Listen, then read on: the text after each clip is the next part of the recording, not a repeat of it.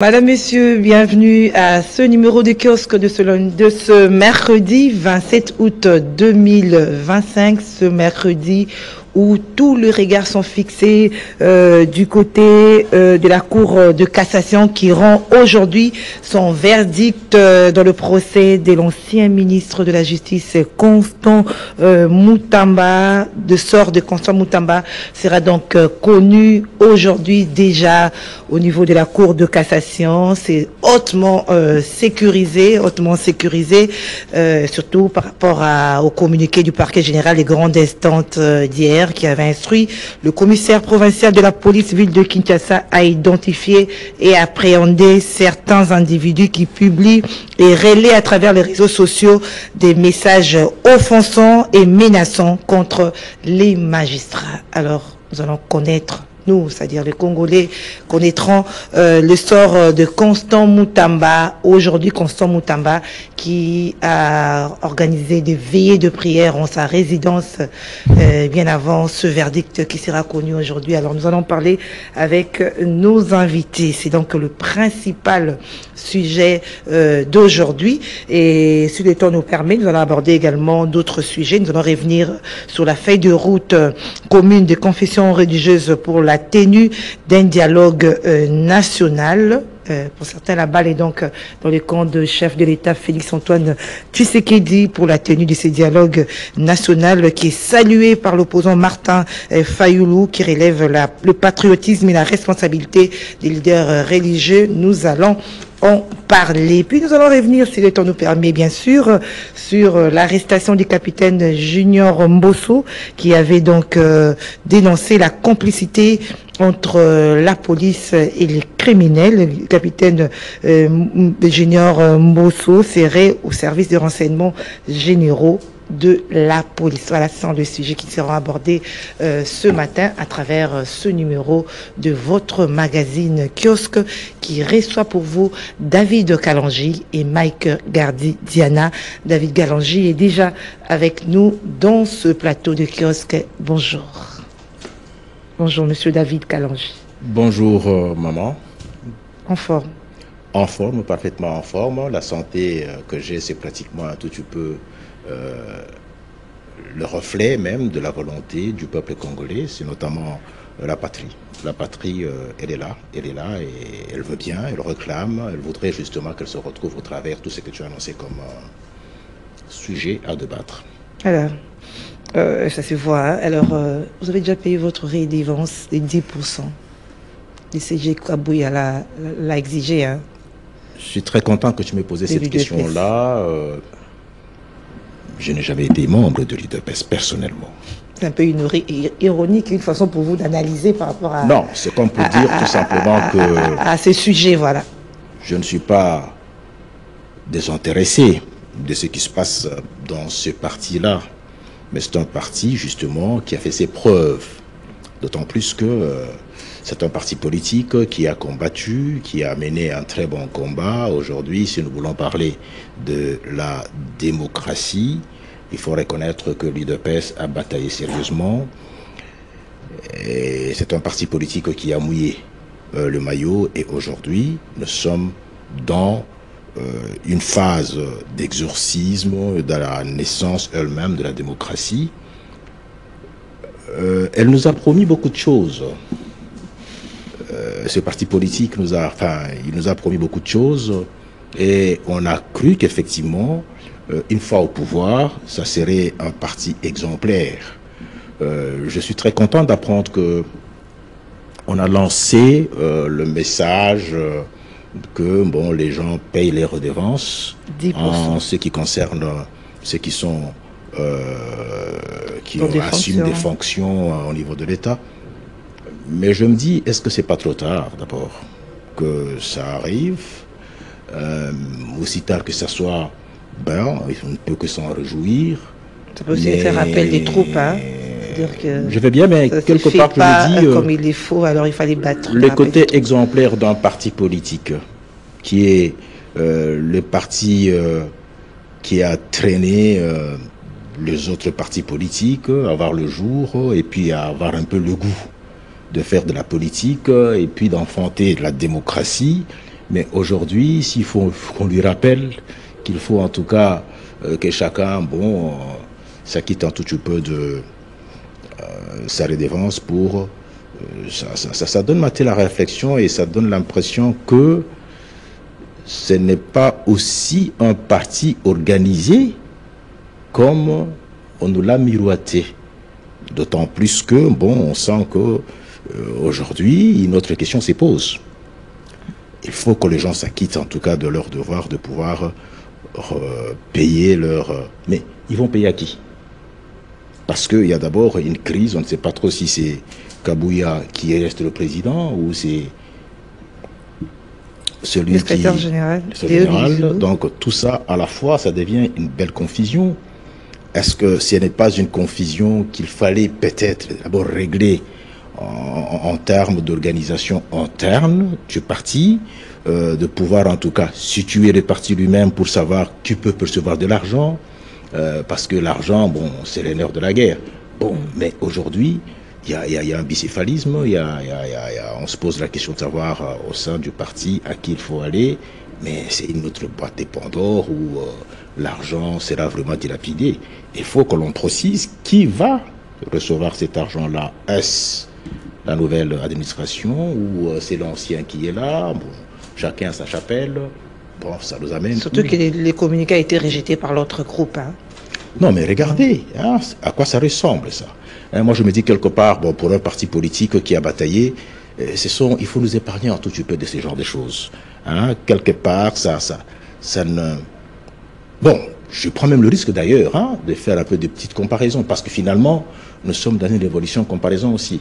Regardez le MLC qui est né par la suite. On a traité ce parti politique, il est né pendant la guerre, et Jean-Pierre Mbemba, c'est quelqu'un qui est... Mais on a vu la gestion de ces partis politiques. C'est vraiment une entreprise. Dans le MLC que nous avions connu à l'époque, c'était d'abord un parti politique de la démocratie. Quand, par exemple, il fallait que les gens s'expriment, ils s'exprimaient. Et quand il fallait, par exemple, prendre des décisions du style, par exemple, qu'il faut que les gens se cotisent, on cotisait. Attends. Sinon, le fond, la démarche de cette redevance, elle est, selon vous, normale? Non, mais c'est tout à fait normal parce qu'un parti politique, il vit de quoi? Il vit de la cotisation de ses membres. Aujourd'hui, on n'arrive pas au pouvoir ou dans une fonction quelconque de ses propres efforts. C'est parce que finalement le parti politique les a portés là. Donc il est tout à fait normal de pouvoir payer. Ce n'était pas des choses qu'il fallait qu'on annonce. Ce sont des choses automatiques. Non, d'abord c'est automatique. C'est l'ADN même d'un membre d'un parti politique. Il faut savoir. Il faut contribuer. Il ne fallait pas justement. Donc on sent qu'il y a un déficit quelque part. Il y a un déficit dans ce dont on appelle les membres de parti politique, de ce parti politique-là. Donc, ils ne sont pas dans... il ne faut pas qu'on force, c'est automatiquement. C'est un devoir, ça. Il ne faut pas qu'on rappelle. Alors, j'ai lu un journal qui a écrit par rapport à ce communiqué. Il dit « Augustin Kabouya expose Fachi à de poursuites pour haute trahison. En effet, le communiqué rendu public par Augustin Kabouya dépasse la simple maladresse et relève de manière brutale une confusion inconstitutionnelle en ce qu'il associe les ordonnances du chef de l'État, les instructions de la haute autorité politique de référence aux affaires financières et organisationnelles de l'UDPS. Qu'est-ce que vous en pensez? Moi, je pense que à un moment donné, il faut crever l'abcès. Il faut crever l'abcès. Il ne faut pas qu'on soit trop exigeant. Mais il faut reconnaître quand même que, ce parti politique, il a bataillé pendant longtemps possible. C'est un combattant. C'est un parti combattant. Tous ceux qui sont de ce parti politique, ils ont le réflexe des combattants. Mais je crois que l'administration comme telle, faire la différence entre le rôle à jouer quand on a pris les pouvoirs avec la limite tracée du parti politique, ce n'est pas un parti État de toute façon, il faut qu'on se le dise. Et si ce n'est pas un parti État, on ne peut pas se permettre que l'on arrive là. On confond ce qu'il y a comme par exemple décision d'État avec les décisions qui sont prises par son parti politique. Mais je crois savoir aussi que pour ceux qui gèrent ce pays, pour ceux qui gèrent ces partis, il faut nécessairement qu'ils mettent un peu de l'eau dans leur vin pour faire la part des choses et nous épargner, nous qui ne sommes pas de ce parti. C'est important et nous faisons partie de la République et il serait mieux justement qu'on essaie de vivre ces choses d'une certaine manière. Voilà un peu ce que je veux dire. Voilà. Merci. Alors, Magardi Diana, bonjour.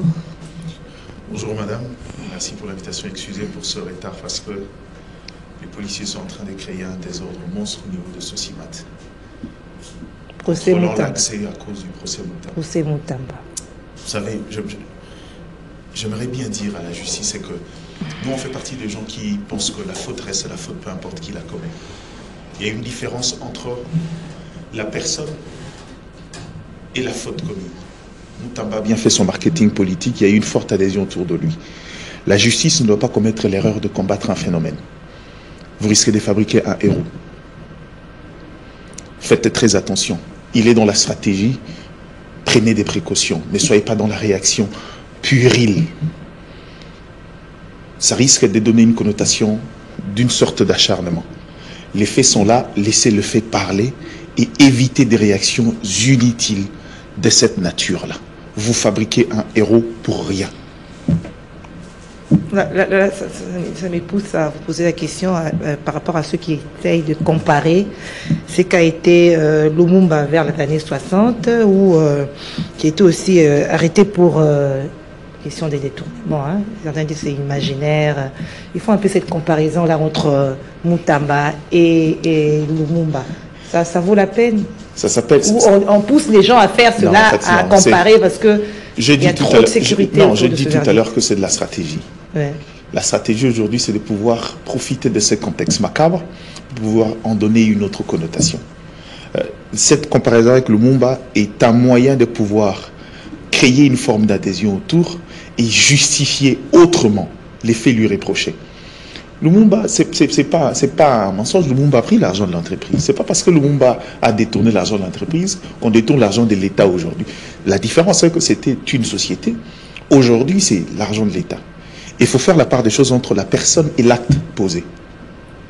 Moutamba reste ces jeunes qui, à les tonitruants, qu'on accuse à tort ou à raison d'être populiste, il a bien travaillé son marketing. Maintenant, quand il y a des faits du genre de détournement des deniers publics, il a choisi l'approche d'aller opposer l'opinion publique à la décision de justice.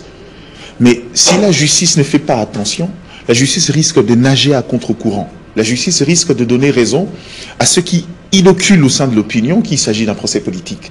Comment on reconnaît un procès politique? C'est quand il y a une forme de répression qui tourne autour de gens qui semblent ne pas être d'accord avec l'approche de la justice. Il y a eu une forme de musellement de l'opinion. Par exemple, la note du procureur que je vis récemment ici, c'est une bêtise inutile. Nous allons en parler. Et donc, il faudra éviter ce genre de choses qui risquent de détourner l'attention, de cristalliser l'attention sur la personne que sur les faits de justice. Et ça, malheureusement, la justice est en train de tomber exactement dans ça. Pourtant, dans les cas Moutamba, je l'ai dit sur ces plateaux quand j'ai vu ces histoires-là, je dis que c'est des erreurs des débutants. Les faits sont tellement là, je ne vois pas pourquoi vous voulez aller à l'opposition de la population et vous cédez à une stratégie mise en place pour pouvoir donner des galons à quelqu'un qui veut sauver sa carrière politique. Et je crois qu'une fois de plus, on est certes le jour J, le 10 mai. Il y a lieu de pouvoir éviter cette forme de surchauffe. Il y a lieu de pouvoir éviter cette rupture-là. Il y a lieu de pouvoir éviter ces piédestals que vous êtes en train de dresser pour Moutamba. Vous, sans le vouloir, vous êtes en train de le mettre sur un piédestal et vous fabriquez un héros. Faites très attention. Mais sinon, l'engouement de ces sympathisants n'aura pas d'impact sur la décision de la justice, hein, sur le verdict. Non, mais vous savez, vous jugez un politique. Un politique, ça voudrait dire qu'à un moment donné, il y a eu une certaine base qui sera pas contre. À tort ou à raison, c'est une vérité de fait. Moutamba a travaillé sur une approche où il s'est donné la posture de l'archétype de cette jeunesse dynamique qui veut changer les choses. Beaucoup de jeunes se sont identifiés à lui. Vous n'allez pas combattre ça. La meilleure façon de pouvoir apporter de la pédagogie à ces jeunes, c'est leur faire comprendre qu'on peut être très bon, mais commettre une faute de cette nature-là. Il y a une part des choses entre la qualité de la personne en tant que gouvernant et la faute commise pour des raisons qu'on ignore. On parle de Lumumba aujourd'hui comme héros national, mais les gens savent que Lumumba a commis une faute puérile. Pourquoi? Parce qu'il y avait un besoin en famille et il a fait ce qu'il devrait faire. Les fautes ne définissent pas forcément le genre, mais le rôle de la justice, c'est de sanctionner quand il y a une faute, surtout quand il s'agit d'une faute sur le plan étatique. Et à ce niveau-là, l'État doit prendre de la hauteur. Éviter de donner l'impression qu'il y a eu une forte opposition entre l'État, prenons l'État dans son cercle de pouvoir, entre l'appareil judiciaire et Konsa Mutamba. Les rares de conflits qu'il y avait en interne quand il était ministre des Justices, c'était parce qu'il y a une forme d'opposition sur les orientations et sur le choix. Mais ne donnez pas l'impression qu'aujourd'hui, vous réglez des comptes. Aujourd'hui, vous continuez à emmener cette opposition même dans le procès. Et ça, malheureusement, c'est l'image qui commence à arriver petit à petit. Et ça, c'est pas correct, c'est pas logique. Faites votre travail. Ceux qui condamnent Mutamba, c'est la loi, c'est pas les juges, c'est pas le magistrat. S'il y a une opposition à faire, c'est vis-à-vis de la loi, pas des individus qui composent ces jurys-là. Donc, en gros, il faut faire la part des choses, il faut éviter d'engager une forme de rapport qui nous laisse croire qu'il y a des étincelles d'ordre personnel dans ces conflits-là. Il faut éviter. Je sais que vous avez peur de la foule, de la réaction de la foule, un peu comme un arbitre lors d'un match avec le club d'SMP, mais à la limite, prenez des précautions. Mais cette foule-là, elle est spontanée ou c'est manipulé? Non, mais la vérité, elle est spontanée. Elle est spontanée. Elle est spontanée, elle n'est pas manipulée. Au départ, c'est vrai, il y a eu une action isolée en interne, mais c'est comme un effet boule de neige. Cet effet-là a pris de l'ampleur. Il faut faire la part des choses. On peut aimer quelqu'un et, croyez-moi, les fautes ne sont pas des natures à annuler l'amour qu'on a pour quelqu'un. Bon. Voilà. Mutamba, qui s'est transformé même en bishop, hein. Il a accordé des veillées, des prières, avant même le verdict. David Kalanji, la comparaison, Lumumba, l'histoire de Lumumba et ce qui se passe là. Est-ce que ça vaut la peine vraiment? Il a toujours dit que la comparaison n'est pas raison. Il y a là une question très importante dans ce procès. Faudra-t-il aujourd'hui, parce que j'ai entendu parler le jeune Diana soutenir qu'il faut faire attention parce que ça risque justement d'emballer tout le monde. Mais vous savez, il y a toute une génération des gens qui sont nés longtemps après, qui ne connaissent pas très bien comment les choses se sont évoluées sur le plan de l'histoire. S'il faut retirer à 1960 et puis nous ramener dans la situation que nous avons aujourd'hui. Faudra-t-il placer la justice au-dessus des insuffisances de notre population? Encore, c'est quelle population si elle est manipulée? Parce que tu l'as dit tout à l'heure. Faudra-t-il que... Je posais la question, elle est manipulée. Non, mais non, écoutez... Vous dites qu'elle est manipulée. Non, mais écoutez, Diana l'a dit tout à l'heure. Il a dit que, bon, il a travaillé, il a fait son marketing politique, c'est pas un imbécile, hein, donc il a commencé son travail très longtemps, et aujourd'hui, il est pratiquement dans une phase d'exécution de ce qu'il est en train de faire. Mais revenons un tout petit peu d'abord à la source elle-même. Qui est Mutamba sur le plan politique? C'est un produit du PPRD, c'est un produit des Kabila. Kabila l'a fabriqué. Donc, longtemps avant, on n'a pas connu Mutamba dans l'appareillage politique, et il est né avec l'arrivée de Kabila. Donc, il est connu comme politique avec Kabila. Ça n'a pas été quelqu'un qui était dans le rang, mais c'était vraiment un chantre au devant de la scène. De Kabila. De Kabila, ça c'est sûr et certain. Kabila, c'est lui qui a enclenché cette démarche de poursuite contre Kabila. C'est lui. Non, mais justement, je vais en arriver. C'est pourquoi je dis bien, d'abord, c'est quelqu'un qu'il faut se représenter que ce premier pas en politique, il a commencé à cette école-là. Or, cette école, c'est pas une école, qui s'était versée dans une entreprise à la recherche de, la patrie. Mais par contre, c'était, une association de gens, avec le pouvoir de l'État, pour des intérêts qui sont tout à fait partisans, parce qu'aujourd'hui, nous sommes quand même en plein, dans une situation telle que il faut faire un procès. Un procès là on arrive avec Kabila, ce qui veut dire que toute son action politique était beaucoup plus dirigée pour son action personnelle avec son groupe qui n'a rien à voir avec la patrie. Or, c'est la personne, en arrivant auprès de Félix Tshisekedi, qui s'est converti apparemment, et il a prêché, on a ressenti qu'effectivement il était beaucoup plus proche, en tout cas, de Tshisekedi, et même d'ailleurs il est passé pour celui qui pouvait prendre un tout petit peu les devants. Or, dans la foulée, les comportements un peu réactionnaires de la part de ceux qui sont les gens de l'UDPS, ils ont développé un comportement un peu jaloux. Envers Moutamba. Envers Moutamba, parce que, je ne veux pas tout me réserver, parce que j'ai suivi beaucoup de gens qui étaient en train de parler au nom de l'UDPS, que, il faisait un peu trop le populisme, mais tout ça parce que finalement, il devenait le véritable bon chantre de Félix, alors que c'était à eux de le faire, et le gens de l'UDPS. Alors c'est cette jalousie-là qui l'a poussé, donc cette jalousie-là, l'a poussé à aller toucher à l'argent. Non, et la jalousie est montée en puissance. Mais vous avez également aussi l'appareil elle-même, la justice elle-même. Nous, le peuple congolais, nous attendons de la justice. Et nous voulons justement que la justice fasse son travail, qu'elle arrive à dire le droit pour réglementer la société. Mais la pièce de théâtre que nous avons en face de nous, c'est à se poser la question de savoir, donc, c'est plutôt un avocat qui s'en prend au juge. Il les accuse que c'est un montage, c'est un procès politique, parce que justement il a posé un bon nombre de dates, il les a dénoncés, souvenez-vous de l'histoire par exemple de la prison centrale et tout ça là, donc quelque part vous sentez qu'il y a un problème entre Moutamba, la personne, Moutamba en tant qu'avocat, avec les magistrats. Donc aujourd'hui... Donc c'est un procès politique, vous voulez dire ça? C'est un fait. Non, je pousse encore plus loin. Oui. En plus, il se retrouve être en difficulté avec son Premier ministre, et enfin, même son juge naturel, qui est le procureur, on a trouvé que bien avant déjà, ça n'allait pas.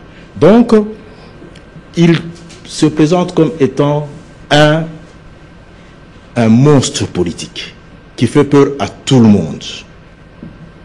Mais est-ce que cela le pousse à se retrouver impliqué dans une tentative? Parce que quand on a essayé un peu de voir de la manière que tout le monde est arrivé pour présenter la situation, on trouve effectivement qu'il y avait cette intention-là.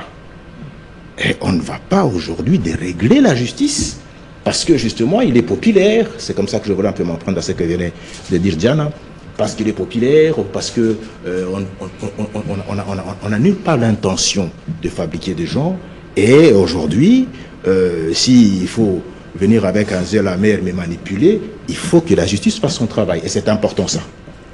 Ça je souhaiterais, mais leur guerre d'être des avocats, parce que lui-même il a dénoncé le comportement des magistrats, qu'on ne nous mêle pas à cette histoire-là.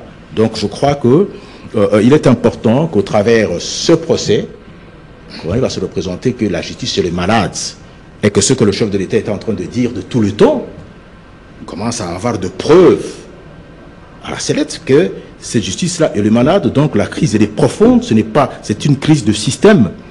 N'oubliez pas que la justice c'est le troisième pouvoir.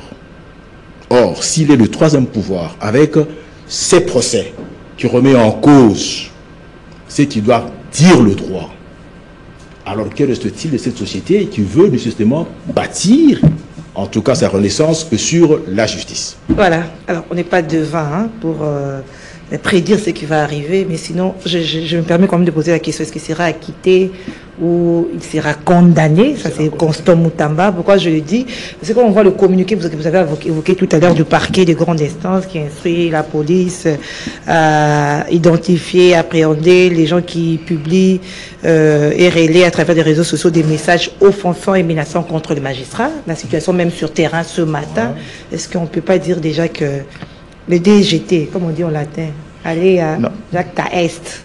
En fait, je vais arriver à votre question, mais permets-moi de replanter le décor. Dans l'historicité de la vie politique de Moutamba, dire qu'il est né de l'école de Kabila, c'est pas vrai. Ah bon? Non, c'est pas vrai. Moutamba a intégré Kabila après avoir été kidnappé, séquestré et rejeté après 78 heures. Il est sorti de l'UPC, c'est vrai, en tant que jeune. Il a commencé ses premiers pas en tant que conseiller de Jean Bamanis, à l'époque gouverneur, dans le Haut-Touélé. Constant Moutamba a toujours été opposé à Kabila.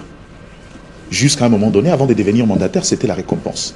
Comme l'école de Kabila savait aller généralement dénicher des talents, parfois avec des méthodes peu orthodoxes, c'était le cas pour Constant Moutamba. Il n'est pas né de cette école-là. Il a intégré cette école-là après, mais il n'est pas né de l'école Kabila. Ça, c'est une vérité de fait. Vous revenez sur la question de procès, je ne vais pas faire quatre chemins, on dit intention de détournement. Non, il n'y a pas intention. Dès lors que, sans respecter le process, l'argent a été versé vers le compte de l'utilisateur de l'argent et que certains éléments prouvent à suffisance qu'il n'y avait rien qui réunissait les conditions pour que cet argent-là soit débloqué, il s'agit d'un détournement. Le détournement n'est pas simplement le fait que... En fait, l'exemple qu'on veut nous donner, c'est j'arrive à la maison de Madame Etoko, je rentre par effraction, je dérobe de l'argent, en sortant, son fils m'attrape, et puis il dit, bon, de toutes les façons, on a évité, l'acte est commis. On ne va pas se dédonner, on est en état logique. Je ne vois pas, moi, ici, surtout pour quelqu'un de formation, à part la communication économiste, de dire que non, à ce niveau-là, il arrive. Non, sur les faits, il n'y a pas de politique dedans. Il n'y a pas de politique dans le fait. J'ai dit ici sur ce plateau et sur d'autres plateaux, là où j'ai passé régulièrement, les fautes sont flagrantes. Où même l'Assemblée nationale n'a pas trouvé le moyen de pouvoir le dédouaner parce que les faits lui reprochés sont tellement énormes. Mais là où je m'en prends à la justice, c'est cette forme de... ces actions corollaires qu'on met à côté de ce procès-là. Quelle est la nécessité aujourd'hui d'interdire ou d'adjoindre à la police de pouvoir arrêter tous ceux qui vont diffuser des messages et autres? On est dans un contexte où il y a une forme de frustration née d'une frange de la jeunesse, parce que dire que toute la jeunesse est dans ça, c'est une fausseté non plus. Une frange de la jeunesse qui s'identifie à Moutamba et qui décide de réagir sur la place publique.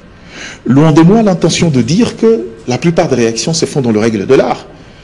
Le comportement de Congolais sur les réseaux sociaux, on le connaît. C'est un comportement antipathique, c'est un comportement délétère, il faut le dire, la vérité. C'est vrai qu'il y a des écarts des langages, il y a des propos diffamatoires vis-à-vis des magistrats généralement, mais quelle est la mesure de contrainte que le pouvoir judiciaire a maintenant de pouvoir aller constamment arrêter les gens à gauche, à droite, autour et pendant ces procès? Ils vont arrêter tout le monde. Non, pas tout le monde, ils vont arrêter beaucoup de gens. Ils vont arrêter un bon nombre de gens. Et c'est ce qu'on appelle ne pas prendre conscience de la stratégie mise en place par la partie adverse.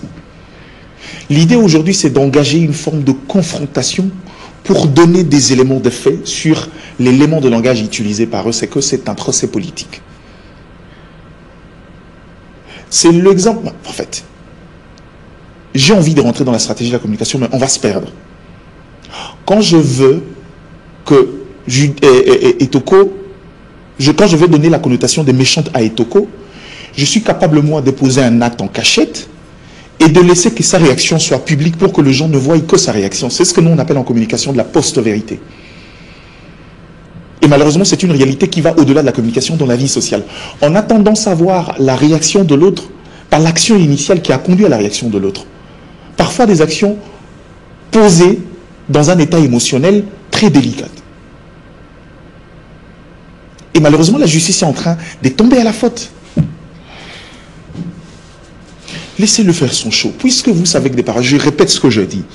Ce qui va condamner Moutamba, ce n'est pas les juges. Le juge n'est que l'agent, le huissier de justice qui va faire connaître la sentence ou qui prendra au nom d'un corps la décision.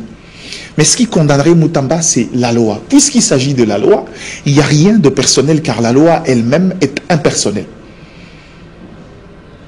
Et sachez que quand vous posez des actes au nom d'un corps, il est logique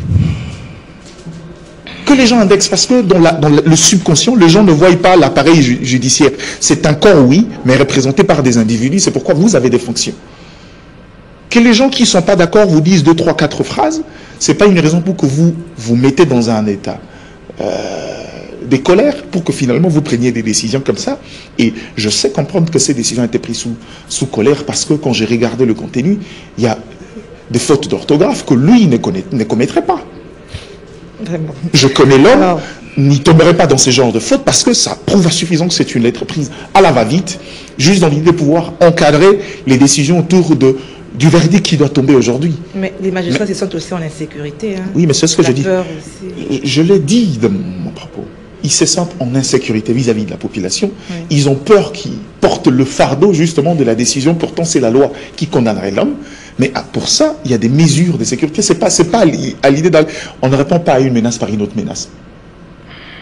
Alors. Il existe des moyens de pouvoir sécuriser les autres. On ne répond pas à une menace par une menace. Donc, en gros, quand vous faites ça, vous donnez une coloration d'acharnement sur un procès, pourtant avec des faits très probants, très simples. Et vous fabriquez un héros. Et dès lors que vous fabriquez un héros, croyez-moi, Moutamba est un garçon très ambitieux. Je vous l'ai dit, la preuve, je n'ai pas besoin. Il a 35 ans. 36 ans maintenant. 36 ans maintenant. Il est encore jeune, il en a vécu 10 ans. Et puis, c'est pas un secret, il a déjà été protagoniste, il a été candidat aux élections, il le sera encore, il le sera après. Si vous pensez que pour vous, c'est n'est qu'un fait anodin, vous donnez du fil à retordre aux politiques qui seront en face de lui. Donc en gros, pour moi, je pense que c'est pas important. Dites le droit, demandez à l'appareil. L'État a l'obligation de vous sécuriser parce que vous faites un travail au nom de la République, mais ça ne sert à rien de prendre des mesures et des décisions alambiquées à gauche, à droite, dans l'idée de penser que vous pouvez contenir une foule. Les phénomènes, ça ne s'arrête pas. Merci. Alors, vous voulez réagir, oui? Je crois qu'il faut faire attention. Il faut se représenter justement que nous sommes en train de traverser une période où le pays est dans une crise inimaginable. Et cette crise, on appelle justement à la refondation de l'État avec l'éthique, dans presque tout le domaine. La question de la justice, c'est vraiment la colonne vertébrale de la renaissance d'un État. Or, on ne peut pas compter sur le miracle. Parce que même s'il faut penser du miracle, qui va le faire? Or, il y a un problème de légitimité, de pouvoir. Qui va réglementer? Qui va dire le droit? Et c'est là que je reviens en disant ceci. La population, il ne faut pas dissocier cela. Et c'est pourquoi je dis bien que et ça frise, il y a une coloration politique. La population a besoin de voir une justice et le droit qu'il soit dit dans ce procès qui tombe à pic et qui oppose Moutamba, qui est un avocat, qui connaît très bien la justice, qui travaille avec la justice, avec le magistrat qui sont appelés à dire la justice. N'oubliez pas, et ça je vais le rappeler à Diana, qu'il y a un précédent entre le ministre de la Justice, qui est Moutamba, avec le magistrat. Ce n'est pas quelqu'un qui arrive, qui est un plaignant ou bien un prévenu qui passe dans la tête de ceux qui doivent dire le droit comme un élément sain. Chacun a quand même de griefs quelque part à reprocher à la personne. Tout ça ne peut qu'influer dans le dossier. Soutenir que non, la justice, là, c'est une façon peut-être de vouloir passer autour du problème lui-même. Et je pousse plus loin. Ce qui est vrai, c'est que quand on dit que c'est un monstre politique aujourd'hui et qu'il a fait ce pas pour être connu, qu'il fait de la politique. Il était avec Mme Issa, il était conseiller, il était derrière. Mais les premiers pas pour être connu, on dit bien, on l'a récupéré. Donc, si on s'intéressait à lui, c'est parce que justement, on a vu en lui quelqu'un qui avait des potentialités, et il n'était pas connu, et on pouvait très bien le manipuler, le jeter là. Donc, il vient de cette école-là. Ça, c'est un fait aussi. Alors, Faudra-t-il se représenter que cette pièce de théâtre qui est en train de jouer, parce qu'il joue à une pièce de théâtre. Mais non, ça c'est sûr et certain. Il ne faut pas quand même se voiler la face. La phrase, c'est une vérité quand même. Il joue à une pièce de théâtre. Mais est-ce que la justice, aujourd'hui, elle doit reculer? Parce que même s'il y a des petits problèmes entre les avocats avec le magistrat, comme il avait déjà dénoncé, c'était vraiment une caisse noire. Mais la vérité, c'est que l'intention, comme il l'a évoqué tout à l'heure, pour quelqu'un qui connaît le droit, il a déjà posé l'acte. C'est que c'est un détournement, ça c'est en fait. Et il faut dire le droit. Et il faut le dire, il ne faut pas le repousser. Parce que non, il risque de manipuler la population. Où l'État est au-dessus et maîtrise, et surtout que nous sommes dans une période de crise, parce que n'oubliez pas qu'au travers ces procès, il y a quand même aussi ce que je dirais un message pédagogique qu'il faut à notre population, et c'est important. Et il peut avoir traîné toute une foule de gens qui ont une compréhension partielle du dossier, et qui sont de jeunes avec des insuffisances, parce qu'ils sont jeunes, parce qu'ils sont nombreux, faudra-t-il qu'on taise la vérité, ou bien qu'on fasse éclater la vérité, pour que les gens arrivent à comprendre ce qu'il faut nécessairement, qu'il soit la matière pour la nation congolaise, et non pas vraiment de trucs des insuffisances. Merci. Donc je crois David que... Voilà que alors venons-en au réquisitoire du ministère public, qui avait requis une peine de 10 ans de travaux forcés, assorti de 10 ans d'inéligibilité après exécution de la peine, ainsi que la libération conditionnelle et l'exclusion définitive de fonctions publiques. C'est un peu trop fort, hein, dire. Même à Cameroun, on n'a pas requis cela. Exclusion, là, ça dénonce pas là qu'il y a de la politique là-dedans. Là-dedans. Qu'on exclut définitivement des fonctions publiques. Vous savez, je crains de pouvoir me répéter. Par les principes, je ne commente pas réquisitoire qui n'est qu'une réquisition, qui peut ou ne pas être prise en tant que telle dans la décision finale. Mais dans le fond, ce que je veux que la justice comprenne, il ne faudra pas se servir des éléments de fond pour pouvoir aller bien au-delà. Quand vous dites l'exclusion définitive, vous savez ce qui se passe. Vous savez, je me vois dans la posture de gestionnaire en com stratégique de Constant Moutamba. Je sors son interview avec Christian Lusakeno. Il dit « Je serai le chef de l'État après Tshisekedi ». Vous l'avez dit. Si, il l'a dit. Oui, il l'a dit. Je me rappelle de ça. Rien qu'après ça, même un enfant de primaire peut faire une corrélation. Il faut l'étouffer. Vous savez, je répète ce que j'ai dit. Oui. Les faits reprochés à Moutamba sont tellement flagrants. C'est visible dans l'intention et dans les actes posés qu'il y a eu des tournements. Je sais que c'est un discours que les jeunes ne veulent pas entendre. Ça, c'est une vérité. Mais là où je ne suis pas d'accord, c'est dans les proportions qu'on prend. On dit on veut faire la vérité. Mais la vérité, c'est quoi? Arriver au procès sans tenir au respect des prescrits du code. Vous m'avez évoqué Caméré ici.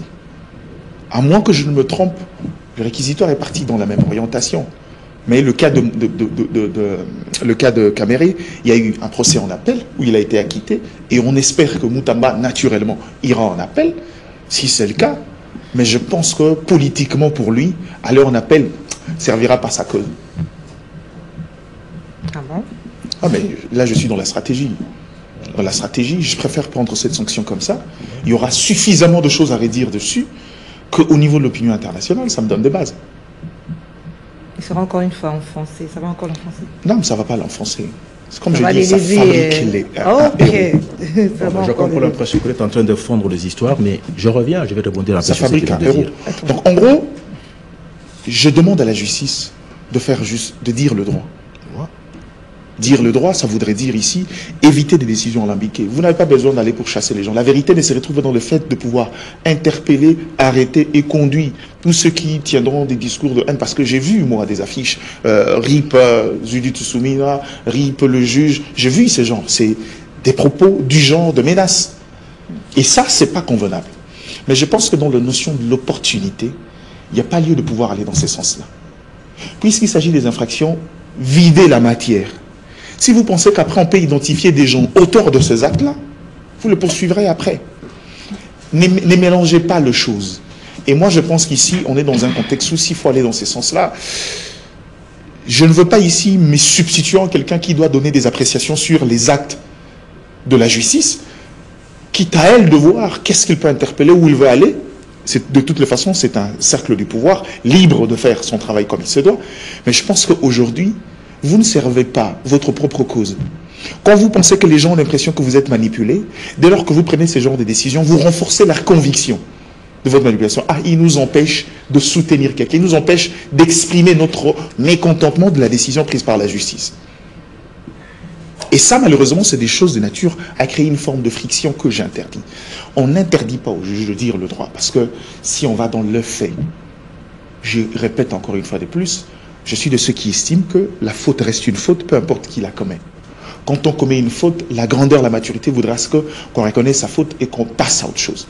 Mais dans le fond, aujourd'hui, les éléments qui entourent donnent du béquille à ceux qui pensent que c'est un procès politique. Et ça, la justice doit arrêter. Sur le réquisitoire, je ne rentre pas. Je ne suis pas avocat, je ne suis pas un gnosologue, je ne me permets pas, on attendra les verdicts et on va analyser dans le fond. Mais l'idée, loin de moi l'idée de commenter un réquisitoire de la justice ou encore une décision dont la sentence sera prononcée dans les heures qui arrivent. On va attendre. Est-ce que David Kalonji a même parlé de théâtre? Vous avez évoqué la possibilité d'aller en appel. Quand vous suivez, par exemple, lui, l'appel théâtre, la ligne des défenses et le modèle des plaidoiries utilisés par les avocats de Moutamba, il faut de la scénarisation pour arriver à ce niveau-là. Alors, scénarisation ou pas, théâtre ou pas, non, peut-être pas théâtre, le mot théâtre est un peu peut avoir une connotation péjorative. Mais une forme de scénarisation, c'est la vie dans le métier d'avocat. Mais il a fondu, hein, notamment. C'est normal, il n'était pas préparé à ça. Il n'était pas préparé à ça. Il n'était pas préparé à ça. Il n'était pas préparé à ça dans la mesure où il est rentré dans le bon de grâce. Il est arrivé à un moment où il était, j'ai envie de dire, le fer de lance du chef de l'État. Il faut reconnaître aussi que d'une part, le chef d'État lui a donné beaucoup trop de liberté. Parce que l'idée à la base... Il s'est donné, je crois. Non, le chef lui a donné, et puis le chef lui a donné, et lui a élargi son champ de compétences. Parce que l'idée d'aller chercher un protagoniste aux élections qui venait d'un corps autre que le cercle du pouvoir naturel du chef de l'État, c'était de dire, quand vous arrivez, vous n'avez de compte à rendre à personne à part à moi, en tant qu'institution. Donc, vous n'êtes pas membre du Lion Sacré, vous ne répondez à aucun quota politique. Vous êtes là parce que le travail est clair. Quand on veut redresser les choses à la maison, parfois, il faut éviter les affinités. On sort des affinités, vous n'avez d'affinité avec personne, si ce n'est vos relations en externe, faites votre job. Mais après, il a élargi, c'est comme on dit, chaque Congolais, on vous donne, on vous tend la main, vous prenez le bras, et ça, c'est une erreur pour moi qui est un incident de parcours dans sa brillante carrière politique, parce que moi je reste convaincu qu'il a une brillante carrière politique devant lui, et il doit savoir que la prison, c'est parfois la meilleure école. Alors, si on se réfère à d'autres affaires précédentes, hein, ces affaires judiciaires, nous les suivons un peu avec... on les présente avec pompe et après c'est fini, acquittement et tout. Et surtout qu'on parle déjà du dialogue avec la feuille de route commune des confessions religieuses pour la tenue d'un dialogue national présenté. La CNCO-ICC qui a associé encore d'autres confessions religieuses. Est-ce que après on va tout rejeter par rapport à ce procès, ce verdict? Bon, d'abord, moi je ne suis pas... très d'accord avec l'idée du dialogue national, de la manière qu'elle est réclamée par les confessions religieuses, les partis politiques de l'opposition. Encore, il faut préciser si réellement ils sont partis politiques, réellement. Mais je me dis, nous risquons de marcher contre des grandes réalisations démocratiques. Il y a des avancées trop significative et il serait mieux justement qu'on essaie de le préserver. Je prends les cas par exemple aujourd'hui. Nous sommes dans quelle démarche? C'est dans une démarche démocratique. Et cette démarche voudrait que le peuple s'exprime. Et celui qui est le souverain primaire, et il donne le pouvoir à ceux qui l'a élu pour l'exercer pendant 5 ans. Donc, quand on pose un acte comme celui-là, c'est qu'on les pose en union de cœur. On n'est pas divisé. Ce que nous avons comme rébellion, c'est justement le Rwanda avec des frustrations de gens qui sont une petite portion des gens qui seraient partis comme pour dire que non, on a revendiqué. Mais si on veut prendre justement l'homme des Nanga avec Kabila et puis le Rwanda derrière, par rapport à la volonté populaire qui s'est exprimée au travers des élections, je crois que l'union de cœur se retrouve du côté de la patrie avec les élections qui ont eu lieu. Et s'il faut rester dans ces contextes, maintenant, il faut se poser la question de savoir, quand on dit que nous allons nous retrouver dans une conférence nationale ou dans un dialogue national, c'est pour rechercher quoi? La paix. Quoi? La paix. Si c'est la paix, Ouais. mais la paix, laissez-moi vous le dire, ce n'est pas une partie de la légitimité populaire qui vous refuse de faire la paix.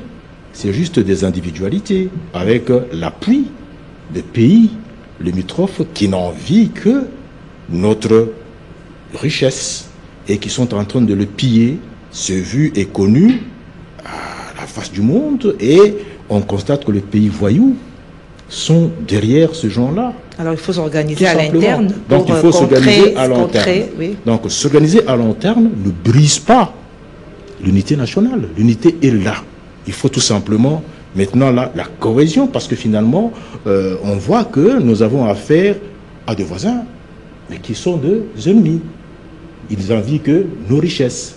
Et comment il faut maintenant monter des stratégies pour éviter justement que cela. Donc voilà un tout petit peu ce que je trouve des plus importants sur lequel on doit statuer.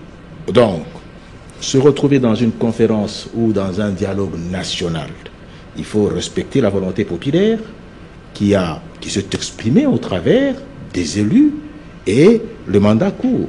Si par exemple on a mal fait le travail, dans ce cas-là, on attend la fin du mandat pour renverser ceux qui sont là. Au cas contraire, si vous estimez que la crise elle est profonde, or elle provient de l'extérieur, mais il y a au moins 2 acquis aujourd'hui, parce qu'on nous ramène quand même. On nous ramène ces accords qui viennent des États-Unis, parce que si on les signe d'ici là, c'est quand même une bouffée d'oxygène pour nos amis de l'Est. Pour la paix, là, rien à faire. Le régime qui est en place aura très bien bataillé, parce que c'est une lueur d'espoir. Dans ce cas-là, allons auprès du souverain primaire, parce qu'il est là. Parce que ceux qui sont là, qui sont les représentants, l'opposition, une grande partie de l'opposition, même d'ailleurs, les catholiques eux-mêmes n'étaient pas d'accord avec ces élections-là. Ils soutenaient que maintenant, ils ne sont pas des élus de l'État, du peuple, et il y avait de la tricherie, pure et simple. Alors dans ces cas-là, parce que ça c'est un acquis qui va encore renforcer la cohésion nationale, que le président de la République est encore légitime, qu'il aille droit auprès de ce dont on appelle le souverain primaire pour lui présenter cela, que de se dire on va dans un dialogue national. Parce que moi je me dis quelque part, laissez ceux qui sont là, être comptables de ce qu'ils auront vraiment abattu. Ici c'est quand même du bon travail pour le peuple congolais, il va apprécier. Si tel n'est pas le cas, on va peut-être le conduire. Et il faut respecter la volonté populaire, il faut vraiment faire marcher la démocratie. Sinon, ça sera une histoire, on se retrouve chaque matin parce que quand vous voulez entrer, par exemple, au gouvernement aujourd'hui, on va opposer 73% aux caprices de 2 ou 3 de l'opposition qui ont eu, parce que moi j'étais quand même dans les élections, j'ai vu ce que cela avait donné pour négocier. On va parler de quoi? Merci. Alors, la feuille de route des confessions religieuses pour la tenue d'un dialogue, Diana, et c'est ce que le chef avait dit à la CNCO-SCC lorsqu'il les avait reçus, d'aller fusionner leurs propositions. Faire un travail avec... c'est en fait ça ou c'est autre chose? Non, mais je crois que le fond, c'est le même travail. C'est-à-dire que les CC et CNCO ont décidé de prendre une tangente avec leur feuille de route qu'on appelle, en fait, le pacte social, appelons-le comme ça. Et que le chef de l'État estimait qu'il fallait s'associer aux autres confessions religieuses pour un caractère assez intégral, pour une vraie discussion. Le dialogue, de par mes habitudes, je pense que dans un contexte congolais ou africain, le dialogue fait partie de mécanismes de gestion. C'est vrai qu'on a pris des très mauvaises habitudes depuis 2 années. Les politiques se sont servis de cette tribune-là pour en faire un espace de réclamation individualiste. Ça, c'est une vérité de fait. Mais dans le fond, le dialogue est indispensable dans notre contexte. Pourquoi? Parce que si on veut parler de la cohésion, si on veut parler de l'unité, il faut savoir qu'il y a toujours de nôtres qui ont tendance à se laisser facilement séduire par les orientations venues de l'extérieur. La plupart des cas que nous connaissons aujourd'hui, notamment l'agression, ne se fait pas que par le simple pays étranger. Et donc, je crois qu'à un moment donné, il y a lieu de pouvoir se discuter autour, essayer de verrouiller certaines considérations, pour ne pas que, dans les jours à venir, le Congo fasse encore le lit du Rwanda qui, de temps en temps, manipule 2, 3, 4 ténors pour des sales besognes. Pour moi, c'est ça le sens du dialogue. Pour moi, le sens du dialogue, maintenant, c'est, connaissant le caractère politique de notre sphère, on s'est dit qu'on arrive vers un dernier mandat du chef de l'État, Félix Tshisekedi, pour de garanties. Comment s'organisent les élections? On veut mettre en place une structure de veille pour vérifier qu'effectivement, il y a de quoi dégager pour les élections et qu'effectivement, les élections se tiendront sans considération des autres dispositions de la Constitution. Et à la limite du possible, pour moi, le dialogue aujourd'hui, c'est de pouvoir comprendre dans l'historicité pourquoi à chaque fois cette question de la guerre de l'Est est devenue une épine dorsale. C'est comme je répète encore, il y a beaucoup d'implications. Ce qui font du mal au Congo, c'est beaucoup plus le Congolais que les étrangers. Dans le rapport avec les étrangers, c'est qu'en tant que chef d'un État, la culture conquérante demeure et d'ailleurs un principe dans la vie politique. Mais la question c'est que quel type de peuple sommes-nous qui ne sait pas comprendre que je peux profiter de 1 million, 2 millions, 3 millions, à la limite 100 millions venus d'un coup de l'étranger sans savoir que je sers la cause d'un État et j'appauvris ma propre famille. À un moment donné, il faudra qu'il y ait cette reconstitution de l'homme congolais. Il faudra qu'on se discute, on se dise la vérité. Et pour moi, la vérité commence également par la responsabilité des uns et des autres. Pour moi, le dialogue n'est pas un espace où on arrive, on dit, bah, écoute, toi cette fois-ci tu as collaboré avec le Rwanda, ça nous a coûté 800 000 morts, mais pour cette fois on va fermer les yeux, donc prochainement il ne faut pas le faire. Dans la nature humaine, quand il n'y a pas de sanctions, je crois que le jour où il est face à la même difficulté, il sera enclin d'emprunter le même chemin. C'est pourquoi on dit, quand on est rebelle dans l'âme, on le reste toute sa vie. Et je crois qu'on arrive à un niveau où le Congolais devient réfractaire. J'aime dire cette phrase, les gens ne l'aiment pas, mais on a beaucoup plus des assujettis d'un État que des citoyens. Ce qui fait qu'on ne comprend pas la notion d'intérêt. Vous ne demandez pas à un Américain bêtement comme ça de pouvoir trahir un État jusqu'au point d'occasionner la déliquescence de l'économie de l'État, sans pour autant qu'il vous sort toute sa palette de nationalisme. Donc je crois qu'à un moment donné, il faut reconstruire le Congo. Et pour moi, le dialogue ici, il faut sortir des dialogues politiques traditionnels. Je crois que ce dialogue ici, pour moi, pour le chef de l'État, c'est faire prendre un engagement à chaque politique, à chaque courant politique. Donc, ça doit se tenir, c'est ça? Pour moi, je suis favorable au dialogue. Favorable au dialogue, mais pas forcément dans le format proposé par les CC5O. Ok. Un autre format. Pas forcément parce que j'ai eu la chance de pénétrer le texte dans le fond. Pour moi, c'est délétère. C'est presque les mêmes erreurs. On prend les histoires d'autrefois et on nous met dans une posture de peur. Et je crois que les propositions des prêtres, je ne sais pas si les gens vont le comprendre, mais est pour moi l'émanation d'une pensée sous-régionale. Oui. Il va nous amener dans les considérations sous-régionales. Or, il vous souviendrez que j'ai dit toujours ici, je le disais depuis, la situation de la RDC ne trouvera jamais de solution au niveau de la sous-région parce que c'est une caisse de résonance des puissances qui dictent leur loi à ces niveaux-là. Et donc, si on nous ramène dans ce genre de considérations, c'est encore une fois de plus faire le matelas pour les autres. Je ne suis pas d'accord. Pour moi, le vrai dialogue aujourd'hui, puisqu'on a déjà eu une forme de scission dans le pôle de pouvoir, l'externalité du conflit, avec le Rwanda, on le fera à part. Là, on suppose que c'est des questions internes, avec ceux qui pensent réclamer des choses ou être frustrés pour le problème. Particulièrement ceux qui ont pris... Non, mais justement, c'est des Doha que je parle d'abord. Oui. Pour ceux qui ont pris les armes.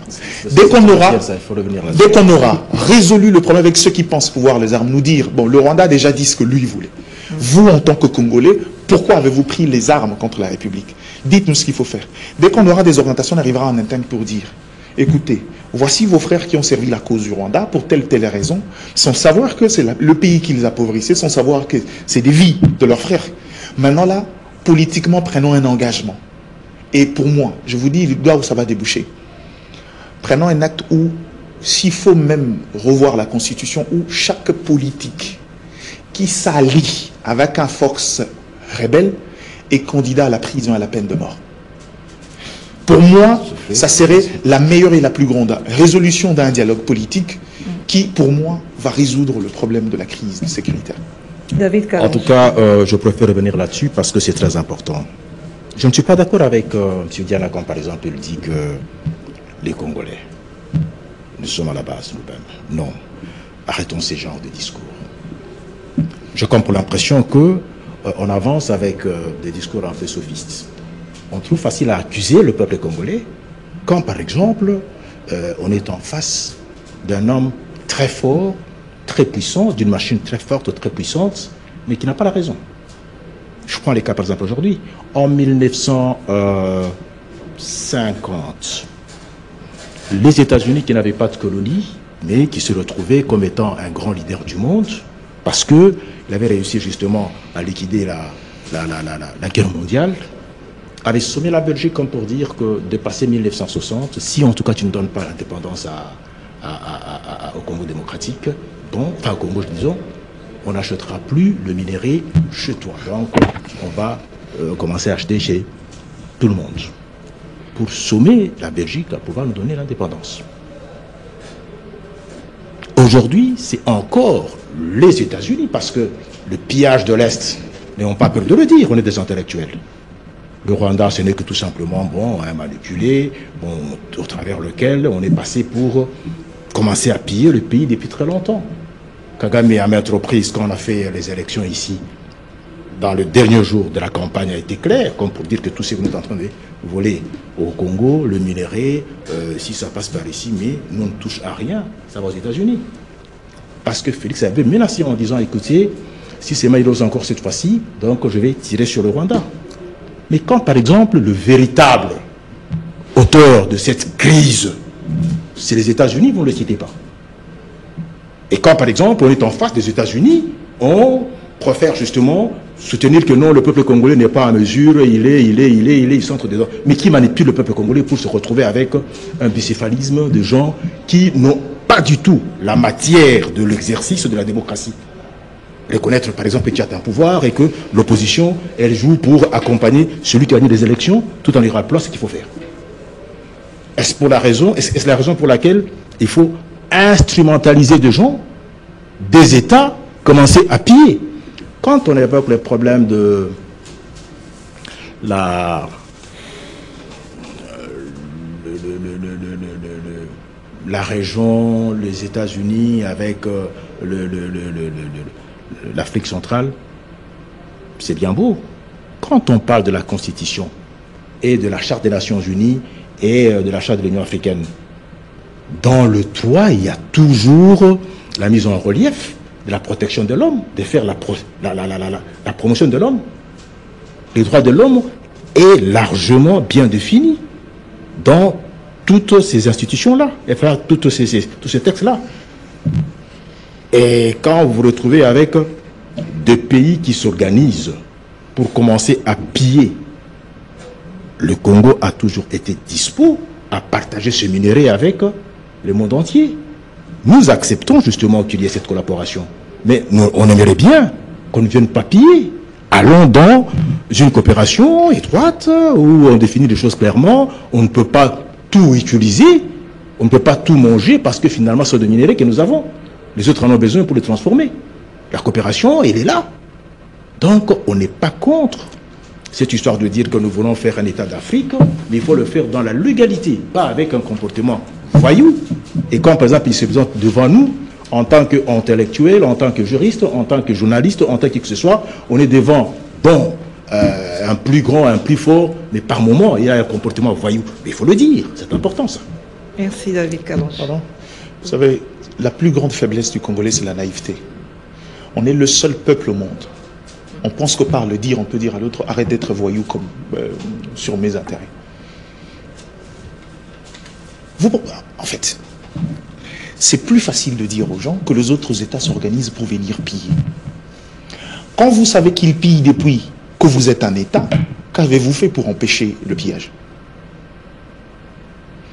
Vous recourez justement par la voie diplomatique. Vous allez dire aux gens, regarde, ils pillent chez moi. Mais si celui vers qui vous allez vous plaindre tire intérêt dans le pillage, il vous endort par des résolutions à gauche, à droite. Vous pensez que pourquoi je disais toujours aux gens que le problème du Congo peut trouver une solution en interne? Parce que lors du sommet du Conseil de sécurité, j'ai aimé l'approche de la Russie. Quand le représentant de la Russie dit « ce problème en RDC, on ne le dira jamais assez, c'est aussi un problème des dettes coloniales ». Et heureusement, je suis heureux qu'ils disent aujourd'hui que l'indépendance dont on parle, on l'a obtenue pas parce qu'on a été vaillant, parce qu'il y a une puissance qui a dit « écoute, allez, donnez-le leur ». Et ça, c'est encore grave. C'est ce qui est vrai. C'est le seul élément, le seul fibre commun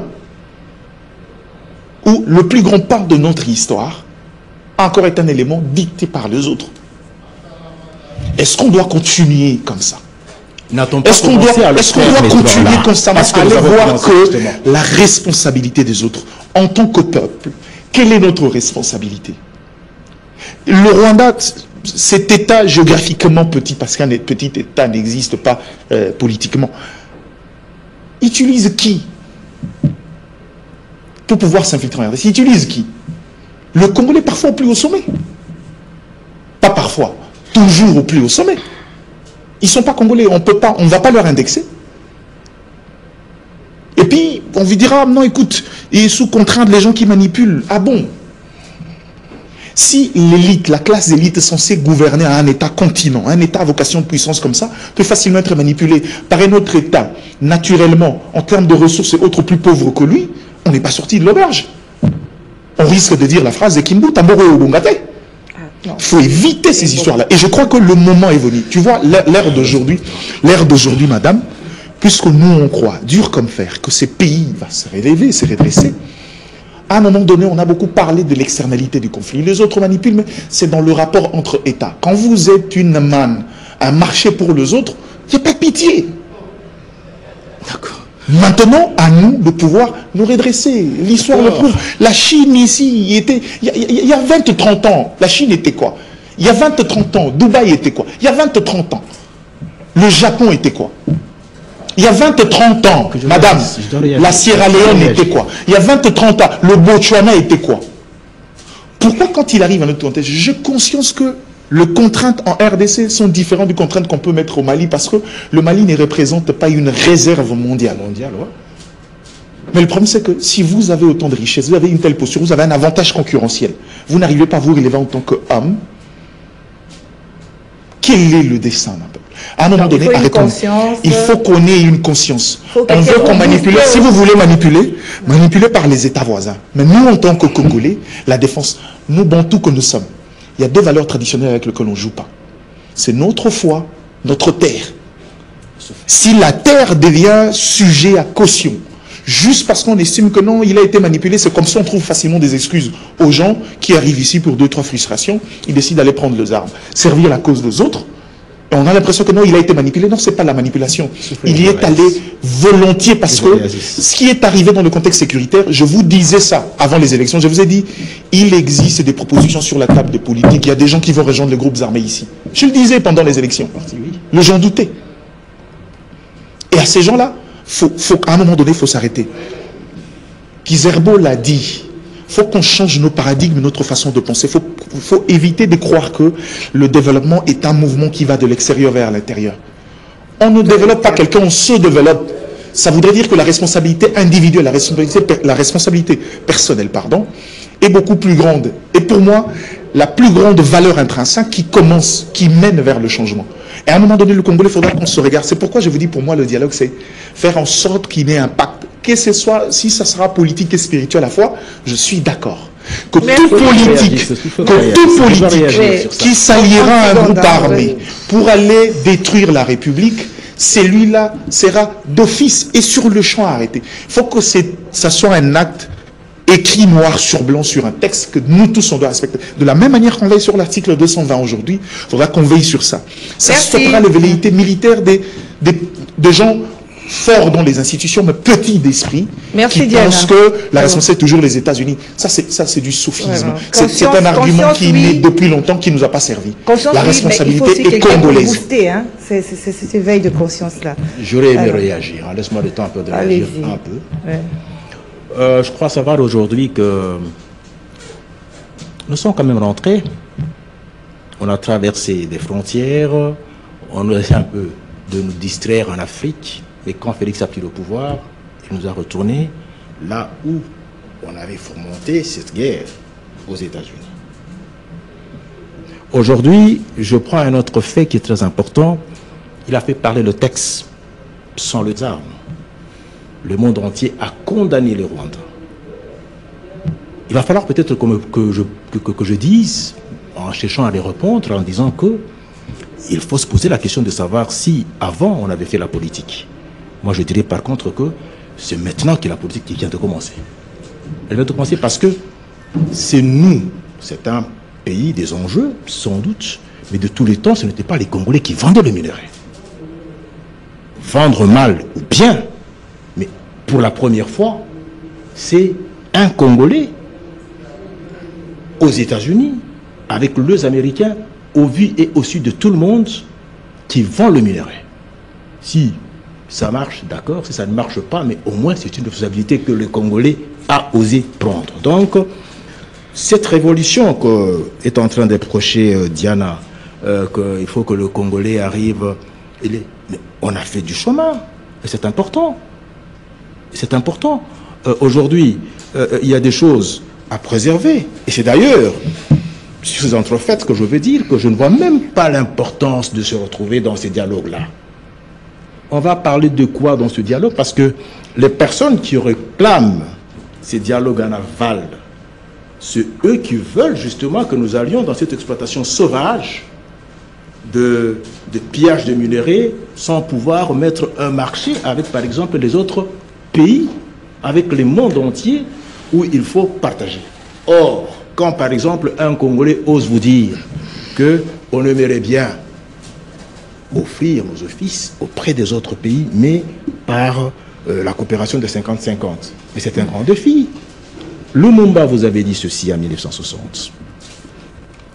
Maintenant que nous sommes civilisés, il s'adressait à qui?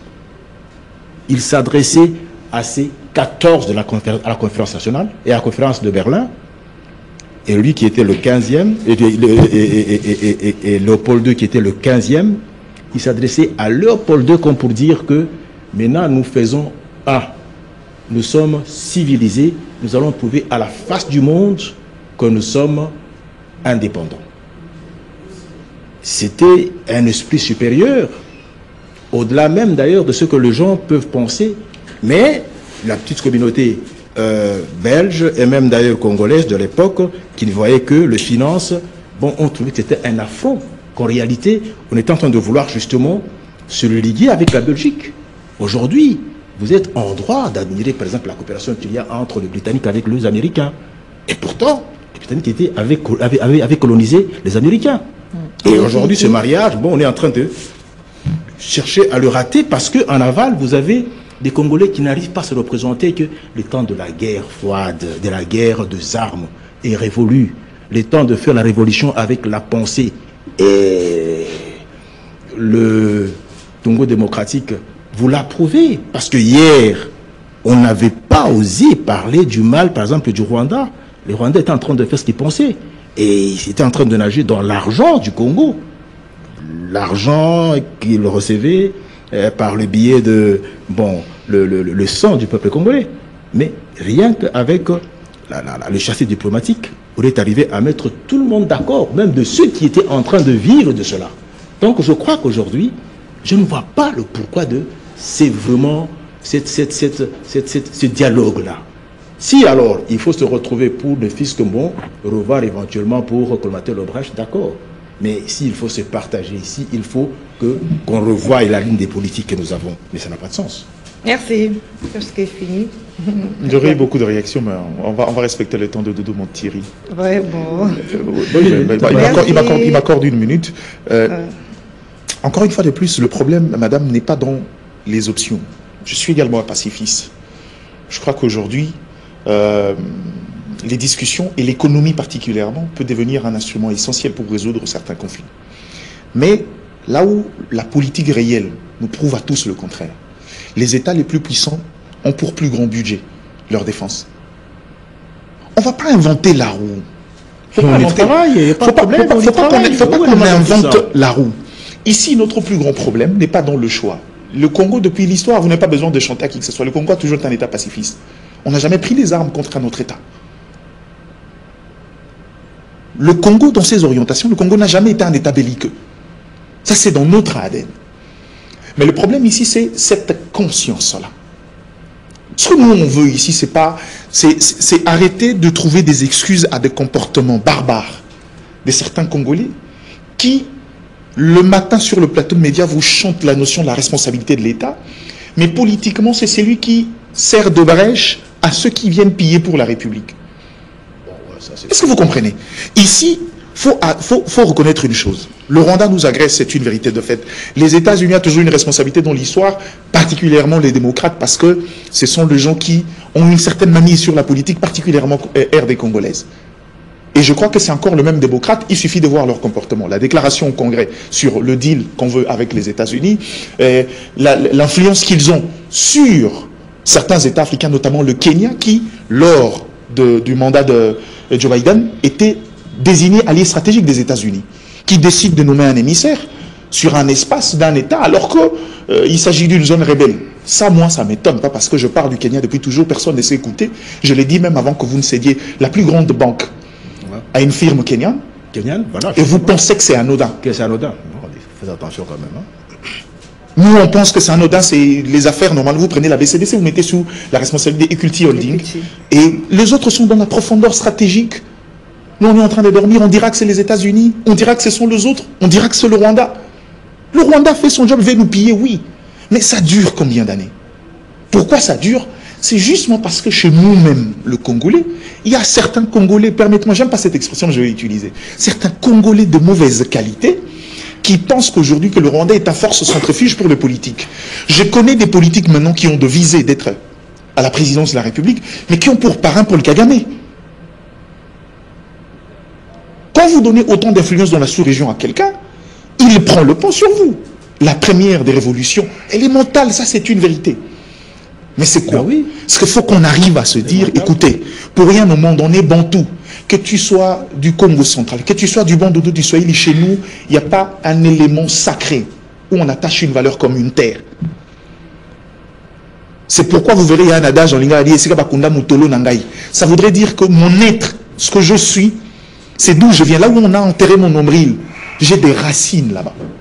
Si on n'arrive pas à respecter ces orientations d'ordre sacré au nom d'une certaine politique machiavélique, au nom des intérêts, parce que je suis opposé, on n'a même pas une bonne définition de l'opposition. On pense que, puisque je suis opposant, je peux m'allier à un ennemi qui veut détruire un État. Et s'il détruit cet État-là, moi qui veux devenir président, je gouverne quel État? Quel serait l'intérêt pour la plupart des politiques qui sont ici d'arriver à un Congo divisé? Ils en seraient fiers. Merci. Donc, à un moment donné, il faut éviter la responsabilité. C'est pourquoi j'aime le livre de Joseph Minkeou. À un moment donné, il faut qu'on arrête. Laissons aux autres. La responsabilité la plus grande, c'est nous. La notion de l'épanouissement commence de l'intérieur vers l'extérieur. Remettons-nous en cause. Prenons les bonnes décisions. Et regardons-nous en face. Et c'est alors qu'on pourra savoir qui est effectivement l'ennemi. Si le Rwanda s'en est toujours sorti, c'est parce qu'il s'est toujours trouvé des parades. C'est un problème congolo-congolais. Nanga arrive. C'est ça notre plus grande difficulté. L'émission est finie. Alors, on vous non, l'émission est finie.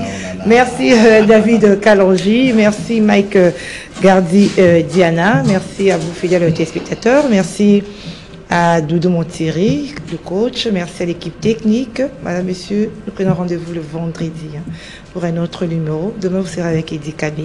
Au revoir.